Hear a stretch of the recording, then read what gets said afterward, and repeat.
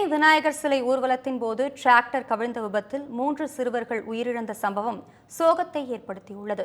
நாடு முழுவதும் 2 தினங்களுக்கு முன்பு விநாயகர் சதுர்த்தி விழா கோலாகலமாக கொண்டாடப்பட்ட நிலையில் தேனி மாவட்டம் தேவாரம் பகுதியில் ஆங்காங்கே சிறு சிறு சிலைகளை வைத்து மக்கள் விநாயகர் சதுர்த்தியை உற்சாகமாக கொண்டாடி மகிழ்ந்தனர்.